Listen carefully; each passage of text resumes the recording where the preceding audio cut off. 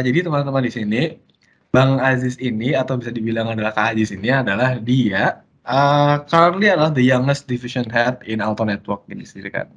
Oke, dari detailnya aja kan kayak the youngest division head gitu kan. But how do you feel about that kind of things, Bang? Yang pasti sebagai the youngest division head pada awalnya pun gue juga tidak mempercayai hal tersebut gitu ya, kayak Oke. gue jadi division head itu kan udah mulai dari awal tahun 2019 kan. Di situ gue masih belia banget tuh, masih cimik-cimik penyu-penyu gitu. Itu juga kayak yang benar nih gitu kan. Cuma again itu adalah mandat yang diberikan sama para BOD-nya Alto gitu kan, dan mereka juga memberikan kepercayaan kepada gua.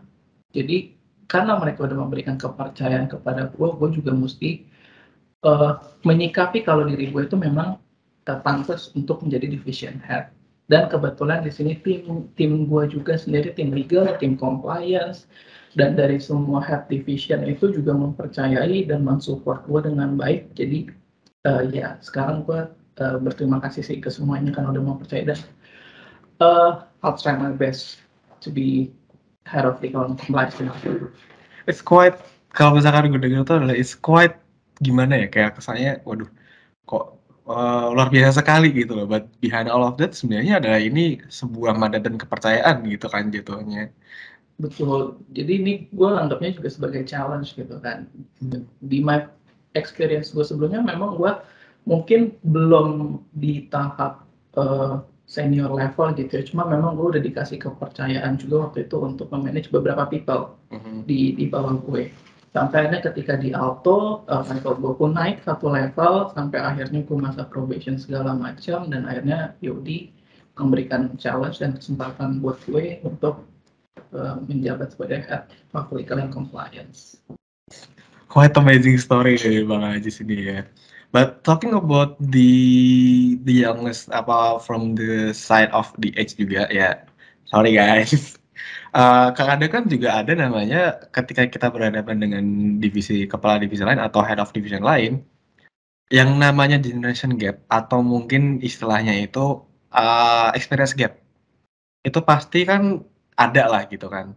Tapi gimana sih dealing with those kind of things yang berdasarkan mungkin ada umur yang lebih jauh di atas Bang Ajis atau mungkin ada experience yang lebih di atas Bang Ajis, kayak how you dealing those kind of things juga itu? Oke, emang nggak bisa bohong sih. Gue juga ketika pertama kali diangkat sebagai head, ada di tim legal and compliance itu ada beberapa yang udah lebih senior daripada gue, baik dari sisi umur maupun experience kerja gitu kan. Cuma again mandatnya dan gue dikasih kepercayaan, dan dari tim gue juga mensupport. Meskipun gue lebih muda, mereka juga tidak merasa keberatan, dan mereka juga mensupport gue. Dan kalau menurut gue sih di Alto ya, kita sih yang gua rasa kita hampir bisa dibilang nggak berasa sih kayak gap antara umur sekian dengan umur yang lebih tua, karena culture di sini kan memang sangat family ya, bukan yang tipikal yang kayak birokrasi terus ada tradisi. Mungkin kalau di SMA ada tradisi senioritas gitu kan, enggak sih kalau di sini nggak ada. Jadi gua meskipun banyak yang lebih tua gitu, gue nyaman sih. Sih kayak terkadang ya memang sih, walaupun sebagai diri sendiri sebagai aku pun juga yang merasa kayak oh kalau misalkan ada yang lebih experience tuh kayak terkadang ada ini juga sih, kayak aduh gimana ya, ntar ada canggungnya tuh pasti ada gitu kan. But we learn di sini adalah sebenarnya ya it's okay, go ahead gitu kan, karena kayak uh, we they always want to help you gitu kan, bukan dalam artian bukan seperti senioritas yang ya ditemukan pada di SMA gitu sendiri kan. Nah, talking about the legal itself gitu kan head of legal and compliance. Pernah nggak sih Bang Aziz dealing sama polisi ataupun kejaksaan? Terus karena apa dan rasanya tuh gimana sih? Kalau dealing dengan polisi, dengan kejaksaan, mungkin dalam hal ini konteksnya pengadilan kali ya. Iya, pengadilan. Sebenarnya kalau menurut gue pernah, tapi mungkin menurut gue pasti orang legal paling nggak 1 kali 2 kali itu juga pernah gitu kan. Dan buat gue pengalaman pertama gue ketika gue dealing dengan polisi atau ke pengadilan yang benar-benar bukan karena ditilang gitu. Iya. Itu memang ya agak canggung ya, kayak pasti bawaannya untuk orang yang pertama kali itu kayak ngeri-ngeri sedep lah. Cuma balik lagi selama lu tahu gitu kan apa yang lo hadapi, lu mengerti posisi lo seperti apa, lu tahu lu itu tidak salah gitu ya. Menurut gua ketika lo berhadapan dengan polisi atau ke pengadilan gitu ya apa adanya aja, karena mereka juga kan mereka penegak hukum ya. Ya pasti hukum akan ditegakkan sih. Oke. Ya pengalaman pertama pasti kayak gitu, kayak simpelnya kayak lo pertama kali bawa mobil terus lo ditilang gitu. Pasti kan lo juga deg-degan gitu kan, kayak gue harus ngapain gitu kan. Tapi kan as simple as udah lo ngaku salah gitu kan, habis lo tinggal ke bank untuk bayar sanksi tilang gitu. Sih. Karena bit awkward at first, but kayak ketika sudah tahu, tapi kalau misalkan kayak memang udah tahu itu kenapa, means like ya udah gitu aja kan jatuhnya. Oke, one of the things that you mentioned earlier adalah you mentioned bahwa di tim Bang Aji sendiri punya tim member yang sebenarnya secara experience dan umur mungkin lebih jauh di atas Bang Ajis gitu kan. Nah, because I do have those kind of experience di mana ada satu momen aku ngeliat seseorang yang dia itu memiliki experience dan usia lebih jauh di atas aku. Dan concern aku waktu itu adalah takutnya kita kemakan sama dia. Gitu. Dan kita bingung, ini ngelitnya gimana? Karena yang pasti secara experience gap pasti beda. Secara umur gap juga pasti berbeda gitu kan. But how do you lead those kind of team members that having more experience from your own job itu sendiri, Bang Ajis? Iya, lu belajar dari dia gitu kan. Karena mungkin gue cerita dikit story gue ya. Story gue itu sebelum gue di Alto itu memang gue industrinya sama, tetapi di sini permasalahan hukumnya itu cukup jomplang, ya kan. Nah jadi memang begitu awal masuk itu gue ngeblank lah di Alto itu, ini apaan, ini barang apaan gitu ya. Tapi again gue punya tim, ya kan, gue punya di sini senior. Nah di situ gue belajar banyak, gue menggali gitu kan, gue menggali ke Mbak Putri, gue menggali ke Mbak Dian, dua-duanya kan lebih senior daripada gue gitu kan.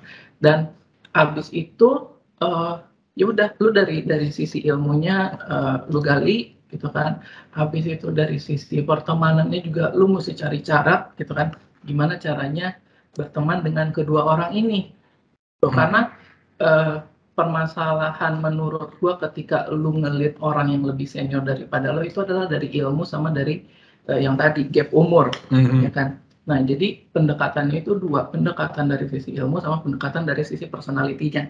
Oke. Nah, ketika lu sudah bisa menggali itu semua gitu kan, otomatis ya akan mengalir aja sih kayak air menurut gua.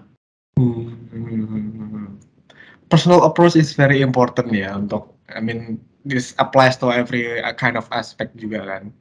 It's a good, I mean like it's a good insight for me juga kan, kayak for those teman-teman di sini ya mungkin ya di dalam timnya sekarang currently having a team member that probably usia atau experience jauh di atas kalian ya, personal approach and approaching mengenai kayak gimana secara orang ini bekerja, how he or she operate in a daily is quite important gitu to make the team more solid.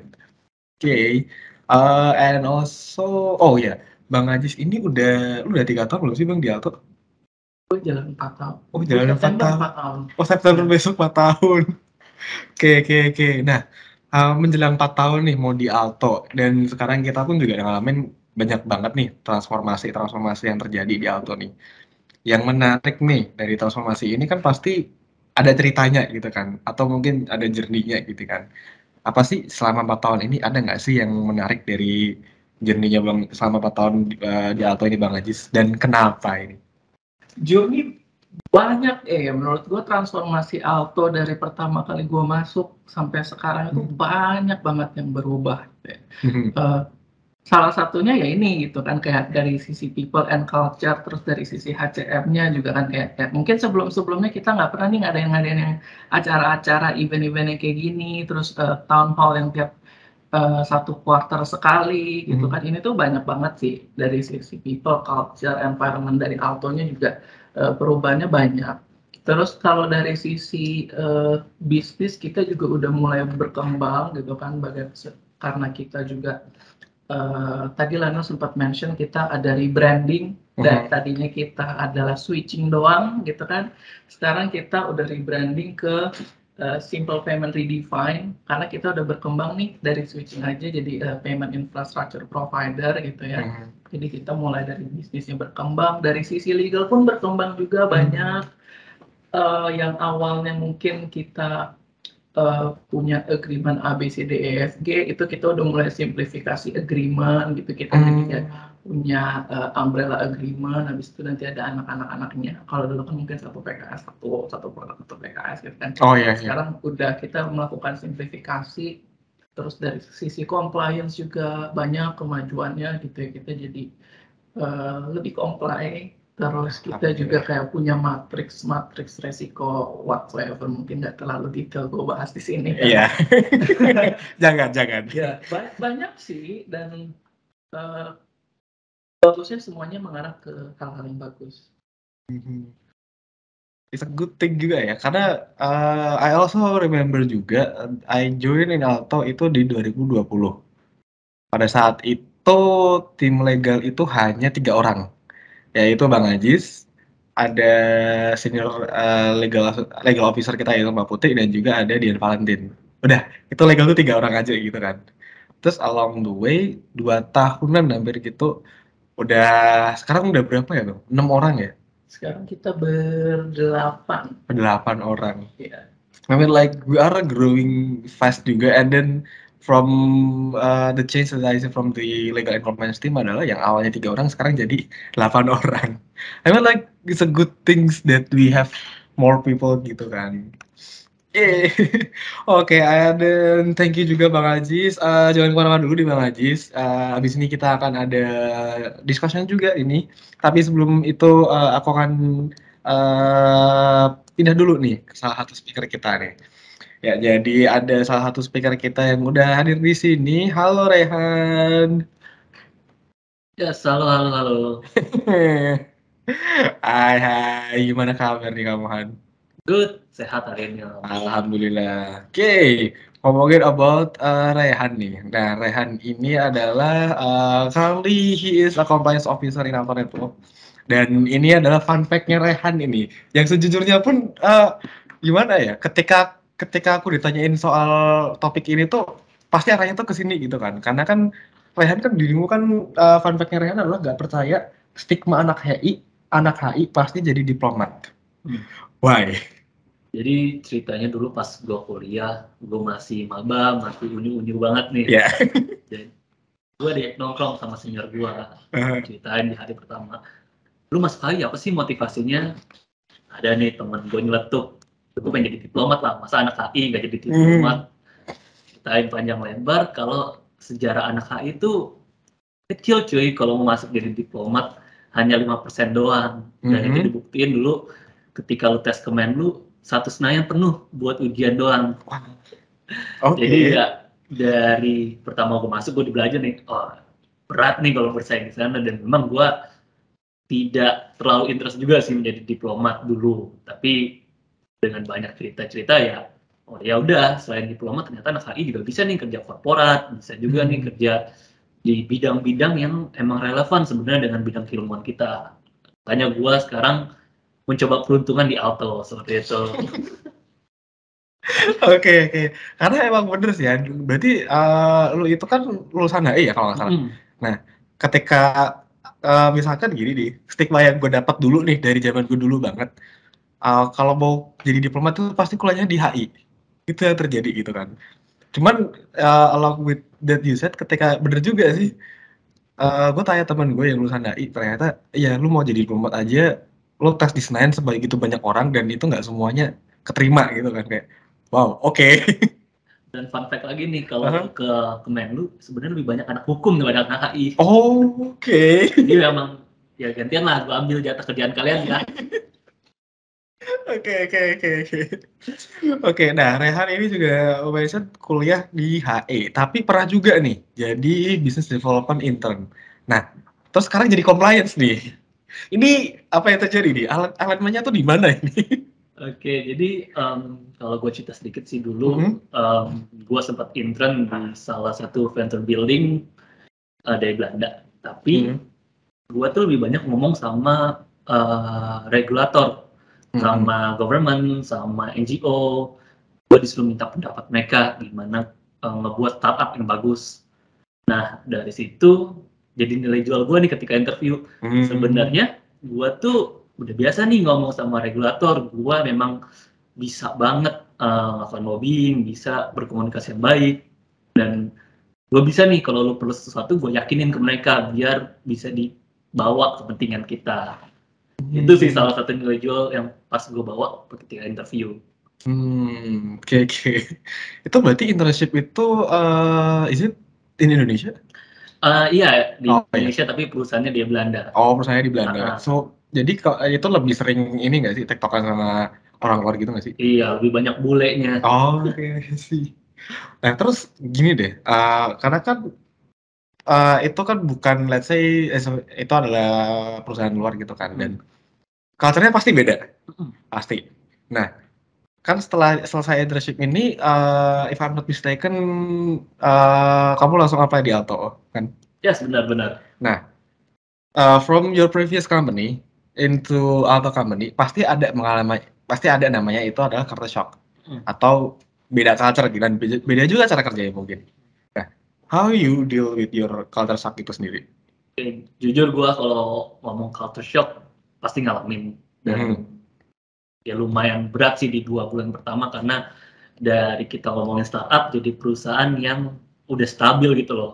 Alto, gue belajar ternyata walaupun kita kerjanya bebannya berat, kerjanya banyak, tapi setidaknya fun untuk dijalanin. Gue belajar kalau misalkan di sini nilai-nilai kekeluargaannya tuh besar, dan gue bisa setidaknya nggak perlu malu kalau nanya, gue nggak tahu nih gimana sih cara kerjanya. Gue dengan terbuka bisa menyampaikan itu ke teman-teman gue, rekan-rekan gue, untuk mengulik informasi lebih dalam, dan mereka sangat suportif banget sih di sini. Ya, ya, ya, ya. Basically about ini kali ya, belajar gitu kan kayak apa buat relearning again gitu kan untuk menghadapi dalam culture shock ini juga. Benar-benar. Justru kalau gue belajar kan gue tahu nih, dan gue nggak perlu grogi-grogi amat ketika menghadapi situasi yang sama. Gitu. Ya, ya, ya, I see, I see. Oke, karena yang sempat kamu mention juga tadi bahwa sebenarnya anak diplomat itu kebanyakan hukum gitu kan. Terus kenapa nggak ambil jurusan hukum di awal? Kalau misalkan mau berkarir, karena kan ini kan dirimu kan jatuhnya ke secara gak langsung emang berhubungan dengan hukum juga kan, karena hukum adalah part of compliance juga kan. Kenapa nggak ambil jurusan hukum aja dulu? Kalau mau misalkan mau berkarir nih di dunia perlegalan. Oke, jadi ceritanya dulu gue SMA anak IPA nih. Oke. Dan ketika gue SBM, gue ngambil IPC. HI itu pilihan ketiga gue. Oh, oke. Pilihan pertama teknik, pilihan kedua teknik juga. Oh, Dan oke. kebetulan saran dari nyokap bilang, lu ambil IPS aja nih, ambil HI. Toh HI bagus kok, kamu bisa kuliah di mana, bisa kerja di mana aja, ilmu yang general banget. Ya udah, ternyata memang rezekinya dan doa orang tua diterimanya di HI. Itu sih salah satu ceritanya. Oke, oke. Tapi but it's true juga sih. Karena gue sempat juga kan nanya ke teman gue yang yang dia lulusan HI. Sebenarnya memang sih kalau misalkan di HI itu emang ada beberapa yang sebenarnya itu tuh nyerempet ke hukum juga kan. So I think nggak ada salahnya juga sih sebenarnya gitu. Banyak sih sebenarnya. Oke, oke, oke. Nah, as the mentioned before, karena kamunya juga itu kan sering ngomong ke regulator juga kan. Nah, Rehan kan sekarang saat ini kan masih muda kan ya tergolongnya. Nah, biasanya nih, kan orang compliance yang sering aku dengar adalah sering berurusan dengan orang BI atau BI Indonesia. Nah, itu gimana tuh dealingnya? I mean kayak gimana sih kayak mudah terus tiba-tiba kayak selamat siang Pak, misi Pak. How you dealing this kind of thing? Ya sih, kalau dibilang muda, ya gue angkatan 90 akhir, dan dalam beberapa kesempatan dulu gue kuliah, gue emang aktif ikut model United Nation, jadi memang udah terbawa gitu loh kebiasaan-kebiasaan untuk bersikap formal, menyampaikan pendapat secara terstruktur, dan dari kegiatan gue di kampus ternyata memang bisa diimplementasikan juga nih di dunia kerja gue, apalagi kalau lu ngomong sama regulator tuh lu harus tertata, lu harus sopan, lu harus straight to the point. Mereka nggak bertele-tele banget berbicara, dan sejujurnya gue anaknya kayak gitu juga. Kalau pengen sesuatu ya gue nyampein, nggak pakai basa-basi kebanyakan. Menurut gue lebih ideal dan lebih efektif aja nih pembicaraannya, kita udah tahu mau ngapain. Itu sih Lan. So it's about sebenarnya kayak jangan takut untuk menyampaikan apa yang kamu mau gitu kan, karena kayak that's the key. Benar. Setidaknya kita kalau udah tahu mau apa, tinggal mikirin nih jalannya kayak gimana untuk nyampeinnya. Ya. I get it, I get the point. Oke, berarti kamu di Alto udah 1,5 tahun, if I'm not mistaken? Yes. Iya. Bulan Agustus nanti 1,5 tahun. Oh, bulan Agustus nanti 1,5 tahun nih. Nah, selama 1,5 tahun ini nih, pastinya Alto banyak transformasi juga kan. Dan of course there is a lot of journey juga yang happen di sini. Nah, apa sih journey dari kamu sendiri yang menarik nih bagi kamu dan kenapa ini? Oke, jadi kalau untuk gua pribadi, gua ngerasa gua terdevelop secara baik, dan ya bisa dibilang kuliah HI, intern dulu business development, sekarang di dunia profesional gua sebagai compliance, gua gelas kosong, gak ada ilmunya, tahu-tahu udah ditempatin di tempat sini, dan gua mulai mengisi dengan ilmu-ilmu yang diberikan senior-senior gua, diberikan sama head gua. I learn a lot, dan ternyata itu bisa dituangkan juga nih buat teman-teman yang baru join, untuk kita bantu agar bisa paham juga terkait industri ini. I see. It's all about getting learning and also mengajarkan itu ke orang lain juga ya. Yes, benar-benar take and give. Yeah, take and give. I mean like it's quite a good things that happens to you. Oke, kita ini akan masuk di session yaitu open discussion. So I have a couple question juga dan aku akan invite lagi Bang Ajis di sini. And this question adalah ditanyakan juga dari beberapa netizen kita juga nih. Netizen? Iya, ada netizen dong. Nah, yang pertama nih, kalau misalkan kita mendengar sebuah posisi di sebuah perusahaan adalah legal and compliance. Mindsetnya orang-orang pasti, oh yang bisa apply pasti orang legal aja nih. Atau mungkin yang bisa apply orang-orang lulusan HI nih. But is it true? Apa sih kuliah apa aja sih yang sebenarnya itu, kuliah di bidang apa sih yang sebenarnya bisa jadi orang legal compliance? Oke, berarti yang pertama adalah mindsetnya harus di-open dulu nih untuk orang-orang Oke, gitu ya. mari. Untuk netizen. Ya, mari. Jadi sebenarnya gini, jangan beranggapan suatu opportunity itu dibuka hanya untuk segmentasi tertentu. Itu yang pertama. Jadi intinya tuh sebenarnya gini, memang untuk posisi legal, spesifik legal ya, kita ngomongin legal dulu. Spesifik legal memang kita itu preferensinya itu yang paling tinggi itu adalah ya lulusan hukum, sarjana hukum gitu kan. Tapi gini, gue punya pengalaman dulu di company gue sebelum Alto itu ada salah satu orang internship di hukum, tapi dia bukan sarjana hukum, dia sarjana komunikasi. Di satu sisi ada juga internship lagi sarjana hukum berdampingan nih, ya kan?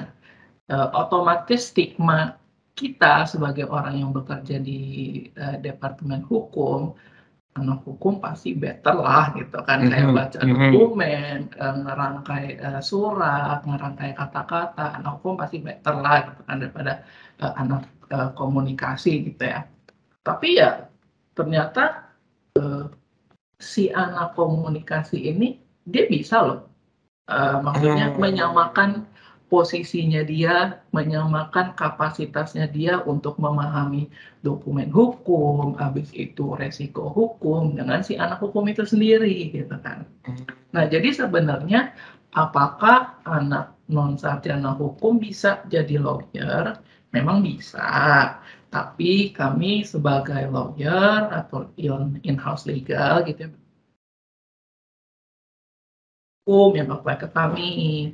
Karena kan kalau lu sebagai legal pasti nanti ada juga lagi nanti sertifikat advokat. Nah, itu kan requirement-nya kan sarjana hukum, bukan sarjana di luar sarjana hukum gitu kan. Nah, makanya sebenarnya kami prefernya sarjana hukum gitu. Tapi itu tadi mindset-nya harus dibuka, apakah harus sarjana hukum untuk apply di posisi legal? Mungkin tidak. Balik lagi ke diri kalian, apakah kalian bisa membuktikan kalau memang kalian bukan sarjana hukum itu bisa setara dengan orang-orang sarjana hukum. Tapi kalau untuk orang compliance enggak, itu definitely enggak harus sarjana hukum. Dari semua kalangan bisa daftar. For example, like Rehan yang from my sesungguhnya di compliance itu enggak semuanya sarjana hukum loh. Ya kan kayak kemarin kita pernah ada sarjana ilmu matematika. Wow, oke. Ekonomi ada. Wow, oke. Oke. Buat Rehan nih, gimana nih? Do you want to add atau gimana?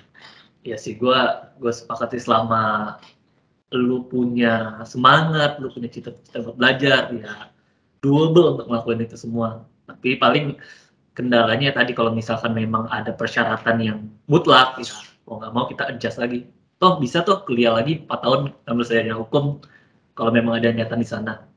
Betul. Semuanya itu emang dimulai dari niat. I mean like nggak ada juga sebuah patokan asalkan memang kalau memang niat dan passion and willing to learn, dan semuanya sih memang bener-bener pasti akan terbukti oleh waktu gitu kan. Oke, and then ini nih, mungkin ada specific question untuk Rehan ini. Kalau fresh graduate bisa nggak sih langsung berkarir jadi orang compliance? Kalau bisa, step utamanya apa sih? Oke, step pertamanya masukin apply dulu guys. Kalau kalian nggak masukin apply, kalian nggak akan di interview. Oke. Karena dulu gue cerita juga nih, sebenarnya di compliance itu ketika gue apply itu ada salah satu ketakutan gue, minimal punya pengalaman kerja sekian tahun, padahal gue fresh graduate.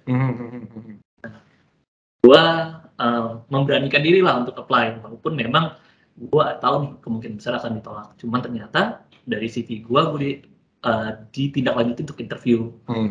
Nah ketika interview gue ngasih 100% kemampuan gue yakinin nih user gue kalau gue memang bisa menjalankan kewajiban-kewajiban yang bakal nanti diberikan. Dan alhamdulillahnya ternyata omongan gue ini dapat memikat hati guys. Dan tadi kalau lu nggak pernah masukin ke dalam lowongan, dan lu nggak akan dapat tuh interviewnya. Jadi memberanikan diri aja dulu guys sebagai fresh graduate seperti itu. You never know until you try ya. Bener. Jadi hantem aja dulu lah. Gas dulu aja. Dicoba dulu aja. Gak ada yang tahu kan. Nobody knows itu. Oke, and then next question nih. Sebenarnya ini untuk Bang Ajis nih. Ini ya. Ini sebenarnya adalah pertanyaan yang sebenarnya aku always wondering juga gitu kan. Kalau kuliah jurusan hukum, apakah itu selalu harus jadi lawyer atau gimana?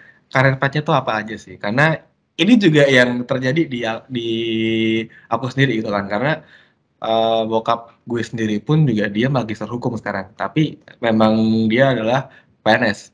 Sebenarnya yang sering gue dengar ketika gue dulu pengen ambil pengen ambil jurusan kuliah adalah kalau hukum, ntar jadinya kalau nggak lawyer notaris. Yang gue tahu itu aja. Tapi ada nggak sih karir pathnya tuh kayak gimana aja sih kalau misalkan di lulusan hukum atau kuliah di jurusan hukum gitu Bang? Enggak, lulusan hukum itu enggak melulu lawyer, enggak melulu notaris, enggak melulu in-house legal gitu ya. Jadi sebenarnya sama kayak apa yang Rehan sempat mention tadi gitu. Menurut pendapat pribadi gue ya, mungkin yang lain punya pendapat yang berbeda. Menurut gue kuliah itu yang paling umum dan bisa diterima untuk lu untuk untuk ke job desk apapun itu ada 3. HI tadi Rehan udah mention, yang kedua itu ekonomi, bisa akuntansi atau manajemen, yang ketiga itu hukum. Nah, kenapa gue bilang hukum juga termasuk, karena gini, ketika lo kuliah hukum, di situ lo ada penjurusannya lagi, ada perdata, ada pidana, which is itu basicnya si para lawyer ini. Habis itu ada lagi kayak gue dulu itu basicnya itu di corporate, perbankan dan bisnis. Gitu kan. Nah di situ tuh ada lagi tuh cabangnya, lo corporate yang dari mananya nih aspeknya gitu kan. Ada dari mungkin dari pasar modal, habis itu mungkin ada dari masih banyak lah pilihannya. Perbankan, gue juga dulu ngambilnya perbankan gitu kan. Terus ada bisnis juga masih bisa ditarikin lagi cabangnya, persaingan usaha dan lain-lain. Masih ada lagi hukum mengenai energi, itu yang masuknya itu ke perminyakan, habis itu ke gas, pokoknya yang bernaung di bawah Kementerian ESDM mungkin ya. Terus ada lagi yang internasional, tata negara, sebenarnya banyak sih. Jadi bahkan dari HR pun juga menerima kan untuk lulusan sarjana hukum gitu kan, karena HR kan butuh orang industrial relation ya. Ya kan, itu kan yang terkait dengan ketenaga kerjaan segala macam, itu orang hukum bisa jadi HR. Pengalaman gue juga kalau misalkan kayak beberapa manajemen trainee company gitu, ya dia open for public nih untuk sarjana apa yang bisa masuk ke situ. Dan ketika udah masuk ke situ, lu belum tentu sebagai sarjana hukum pasti ditaruhnya di divisi hukumnya, enggak. Itu dilempar kemana-mana. Experience itu juga terjadi di bokap gue. Dia akuntansi, tapi dia dilempar ke sumber daya manusia ACM. Dia dilempar lagi ke internasional. Habis itu dilempar lagi ke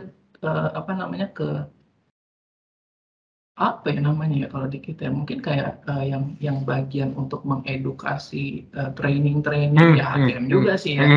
Iya, sama. Jadi kayak enggak sih, stigma orang hukum pasti jadi lawyer atau notaris, enggak sih.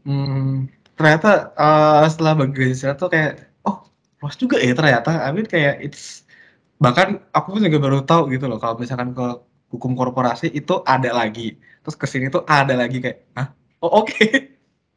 So sebenarnya itu kayak membuka akunya juga biar lebih tahu juga kan, ternyata kayak gitu ya. Well, it's kind of bit new things that I learned juga dari Aeroshow ini ya gitu. Oke, and then ini ada next question nih. Ini buat Rehan sama Bang Ajis nih. Sekarang kan kita berada di zaman dimana semuanya itu adalah serba canggih dan teknologi semakin berkembang nih. And also I happen to membaca juga artikel dari Bang Ajis bahwa di Jepang there is AI yang itu bisa bertindak sebagai hukum. Mungkin aku lupa detailnya gimana, but dari si AI itu sebenarnya dia bisa memberitahu apakah orang ini bersalah atau tidak. Nah, in the near future, hal itu pasti akan terjadi. Apakah mungkin orang legal dan compliance itu tergantikan oleh sebuah teknologi atau AI, semacam AI base gitu? Mari. Mau siapa dulu nih? Bang Ajis sama Rehan dulu nih? Gua dulu deh. Oh ya, mari.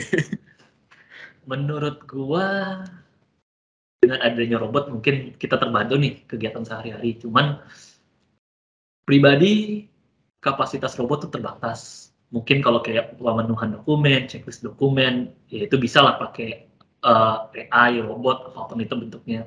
Tapi balik lagi, menurut gua compliance, hukum, bidang ilmu yang dalam tanda kutip punya rasa, itu nggak bisa saklek dikasih ke robot. Karena robot tuh dingin cuy. Kalau misalkan manusia kan mereka punya rasa, mereka punya penilaian yang berbeda. Bisa aja nih faktor-faktor yang subjektivitas itu bakal mempengaruhi keputusan kita. Kalau robot kan nggak mungkin yang bisa kayak gitu. Jadi menurut gue legal compliance itu merupakan salah satu bagian industri yang tidak bisa digantikan oleh robot. Tetap ada peran manusia di situ. Gitu sih. In the near future, no. menurut gua. Tapi kalau misalnya nggak tahu 200-300 tahun lagi gitu, robot canggih banget gitu ya mungkin bisa aja. Tapi memang yang dikutip sama Rehan, judging itu sampai sekarang tuh masih belum bisa belum bisa ditunjukkan oleh robot gitu ya. Karena robot itu kan algoritma semua yang dibikin sama manusia. Pakai coding, pakai angka segala macam gitu kan. Tapi robot itu kan nggak punya perasaan. Nah, perasaan itu kita pakai juga nih sebagai orang legal sama orang compliance untuk mengambil decision di akhir. Robot bisa mengassist kita, kayak yang tadi Rehan bilang gitu ya. Dan memang sekarang udah banyak tuh lawyer itu yang di-assist dengan robot. Jadi kayak mereka itu menggunakannya itu misalnya nih ada case gitu kan, harus ngebaca 1000 dokumen, 100 dokumen gitu. Lawyer mungkin butuh waktu berapa lama untuk menganalisis semua gitu kan. Tapi di luar negeri sana itu kayak mereka udah memanfaatkan AI untuk ngebacain dokumennya, untuk nge-highlight hal-hal yang penting, jebret 3 hari selesai. Nah dari situlah fungsinya kita sebagai lawyer, kita sebagai compliance untuk membaca lagi, untuk menganalisis lagi agar decision yang diambilnya itu lebih tepat. Karena akurasinya AI sendiri belum tentu tepat. Ya lo pakai virtual assistant gitu kan, hey Ajis pasang lagu ini gitu kan. Lu mintanya lagu Woman by Doja Cat itu jadi kiri cat gitu kan. Masih bisa sama.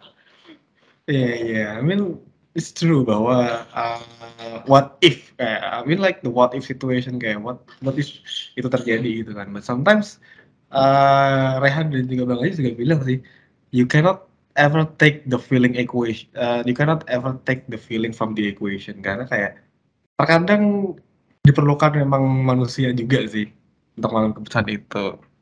Oke, ini semacam some kind of ini pertanyaan juga nih bagi teman-teman fresh graduate juga ini di sini. Apa sih mindset yang harus dimiliki oleh anak-anak yang mau berkarir nih di dunia legal dan compliance? Kayak what kind of mindset that harus dipunya nih oleh anak-anak yang ingin berkarir nih di dunia legal dan compliance? Mungkin compliance-nya dari Rehan, legalnya dari Bang Aziz. Mindsetnya legal sama compliance itu harus berantem. Kok bisa? Benar. Jadi apa yang terjadi nih? Jadi compliance lu itu harus memastikan semua orang patuh, tidak ada orang yang lewatin pagar. Kalau ada yang lewatin pagar, kita omelin, kita tegur, kita pastikan dia balik lagi masuk, jangan sampai melanggar. Nah, kalau lu nggak berani negur, kalau lu nggak berani memiliki pendapat, dan lu nggak berani untuk menyampaikannya, ya alamat tuh semuanya bakal melewatin pagar itu. Percuma dong dibuatin pagar yang besar oleh legal, tapi compliance-nya tidak kuat untuk memastikan itu terpenuhi. Jadi ya berani baku hantam sih guys, memang harus berani ngomong kitanya. Baku hantam. Nah kalau gua sebagai legal nih, Rehan tadi ngomongin pagar kan, analoginya gini, kata Rehan, orang harus jalan di dalam pagar tersebut. Nah gua sebagai legal, gua akan jalan di atas pagar tersebut dengan tangan gua terbentang lebar. Menurut lo, gua itu ada di dalam pagar atau gua ada di luar pagar? Di dalam sih pasti. Di dalam. Lo, tangan gua melembar gimana? Balik lagi kompleks, lihat gimana tuh selebar apa tangannya, apakah tangannya keluar, apakah tangannya sejajar dengan pagar. Nah itu kita yang menilai tuh. Kalau sedikit aja tangannya keluar, pelanggaran dong guys. Gitu. Nah, kan bilang pelanggaran. Gue bilang ke Rehan, Han, gue jalan di atas pagar. Gue jalannya bukan di luar pagar loh. Kan? Gue harus tetap jalan ke depan. Kan lo bilang ke gue nggak boleh jalan di luar pagar. Gue jalan di atas pagar loh. Okay, I get it. Yeah. It's all about dari perspektif mana ini? Betul sih. Oke, that's interesting juga ya. I mean like, oh wow. Seru kan, tapi gue mereka akrab. Jadi baik kalau komplain sama label kita. Baik. Oke nih, ini kali di Alto Network itu sendiri kita udah 2 tahun ya. Dari semenjak pandemi, dan kita ini kan sudah implementasikan dengan namanya working hybrid system kan. Nah, kalau kalian nih, kalau misalkan kalian sendiri, apakah kalian ingin WFH, WFA, WFO atau WFH nih, dan kenapa nih? Gimana yang sudah bertahun-tahun kerja? Kalau gue prefernya sebenarnya work from office. Ya karena kan kalau kayak gini nih kita, lu di rumah, gue di rumah, Lana di mana gitu kan, kayak yang nggak enak aja gitu loh, kayak lu cuma bisa ngeliat dari layar gitu kan, kayak interaksinya juga mungkin akan kurang ketika kalau misalkan kita ngadain event ini, misalnya kita di satu tempat yang bersama gitu ya, dengan melalui media elektronik ini kan kayaknya kurang